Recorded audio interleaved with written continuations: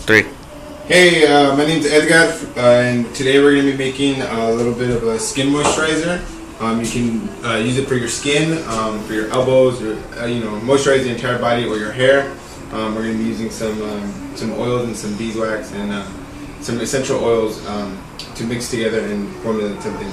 So to begin with, the base of our pomada is going to be coconut oil or aceite de coco, right? So what we're going to do, we're going to fill about 1/3 of a cup. So 1/3 of a cup with some coconut oil. We're going to add a little bit of grapeseed oil because we want some omegas 6 and 9s in there for your skin. So again, we essentially want about 1/2 cup of the entire thing. We're going to add a little bit of olive oil in there to help give it some nutrients, some vitamin E. Right, and about 2 tablespoons, so it's about 1/2 cup of oil mixture and about 2 tablespoons of beeswax.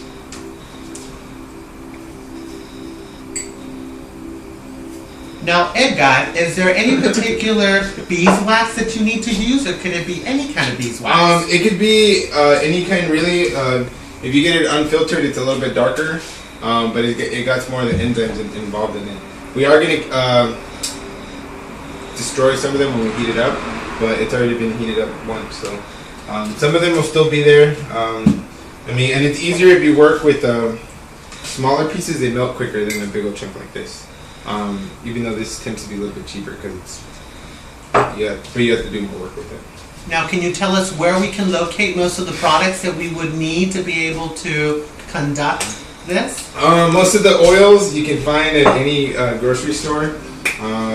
You can use any type of oil. The oil is actually is used for is it's going to help maintain and facilitate the absorption of the essential oils into your skin. And the essential oils are basically plant extracts. And today we're going to be using patchouli, lavender, and rosemary. So the oil helps keep them in balance, and then it lets your skin absorb it. And essential oils you can get at any herbal store, health food store. The beeswax, you can find it at a health food store as well, or you can order it online. And if any of you have specific questions on where to locate these, please can let me know. So now that we have all this in here, we're gonna heat it up. So we have over here, we have some water boiling. I'm gonna reduce it, and I'm gonna stick this in there, and I'm gonna have it melt. And while it's melting, I'm going to just let it melt a bit. While we wait, we have some flor de loroco, or the flor de sote here, that we just harvested today. It's a pretty common plant here in Southern California, and I'm going to prepare it tomorrow and eat it. So it's a pretty flower. It's got a little bitter taste, but it's all good. You can eat it with some eggs. So now we're just letting this melt, and while this is melting, I'm going to show you the finished product of. This is essentially it's going to harden, and it creates a little pasty consistency. And then you rub this onto you. And again, you can put it on places where you have issues with dry skin. You can put it in your hair as a hair balm. You could put it in your knees. You can use it as your massaging, as a massaging. What do you call it? Massage oil or massage paste. And again, you can't smell it through the video, but it smells pretty good.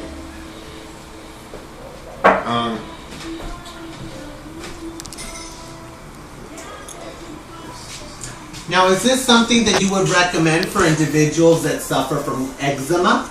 Yeah, you can use specific oils too.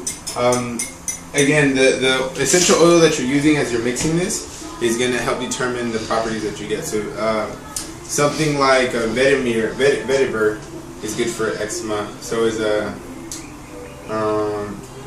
different types of sages can help with skin conditions. Calendula is really good for skin.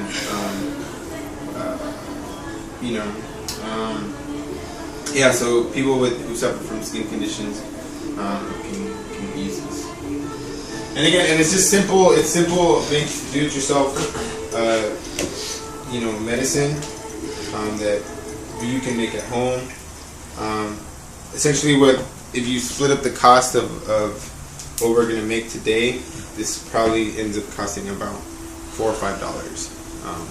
It's a lot of cost up front when you have to buy things individually, but once you have the supplies, you can, it's pretty economical. So tell us, what is it that you're doing now? I'm letting the beeswax melt because I want them all to come to a liquid form, and the beeswax will mix with all the oils, and then it'll solidify, and it'll give us this consistency here that you see in this jar, and then you can scrub this, use it after you shower, all this stuff. Now we see that you're using a whisk. What specifically are you doing with it? I'm just mixing the oils around, and I'm trying to get the heat because I have the water boiling outside this pot, and so in the trays in the middle, and so what I'm just trying to do is I'm trying to circulate the heat so that the wax melts quicker. I have the water up to the point of the measuring cup so that there's a distribution of heat from all sides. And it just helps heat up the stuff on the inside, our solution. And then as soon as we're done with this, we'll add our essential oils towards the end. You can also add honey. We can put some honey in here because you'll be introducing some of those live enzymes into your product.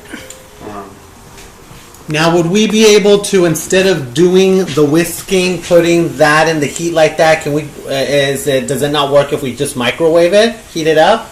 You could microwave it. You'd be introducing radiation into your product, and depending on how you feel, if you're okay with that, then by all means, go ahead and use a microwave. I don't own a microwave, so I can't do it in a microwave. But if someone did feel the need to do this, they could do it in the microwave.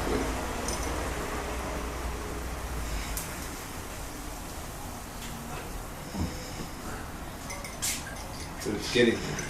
You can also use a fork. I just have a whisk right now, so. Whisk.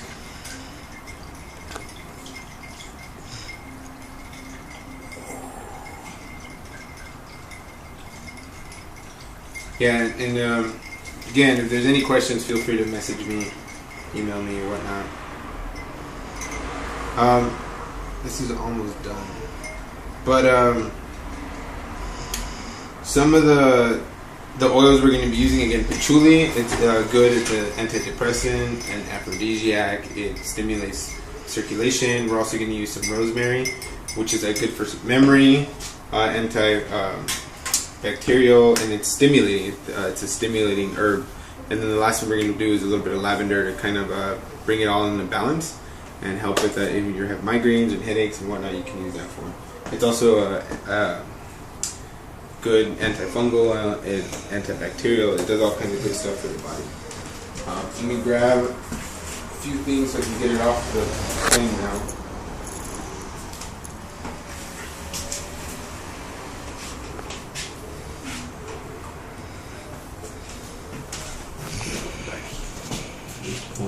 So, as you can see, I put something on the bottom just because I don't want to create a big temperature change in the glass. I don't want the glass to shatter. So if you're doing this, please put something on the bottom of your jar, especially if you're going to put it on a cold counter. Wood tends to insulate a little bit better, but the last thing we want is to destroy our jars. Again, this is some patchouli essential oil. I got this at a oil store in downtown Los Angeles. So we could measure it.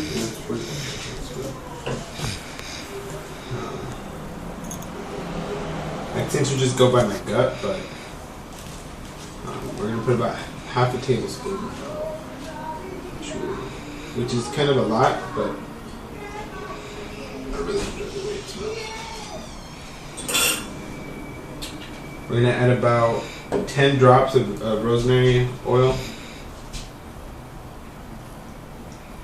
So even though that's plenty of drops in there, and then about 5 of those. And then we're gonna mix it up.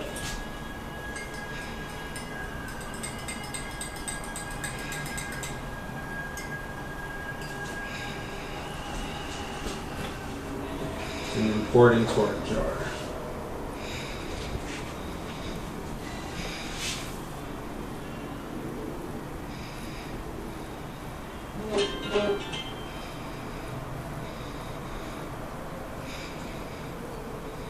And now we just let it cool. And with the cooling process, again, it'll solidify and we'll end up with something like this. And then you can use that. Again, this is ecoxicano, making some products that you can make at home. If you have any questions, let me know. Thanks.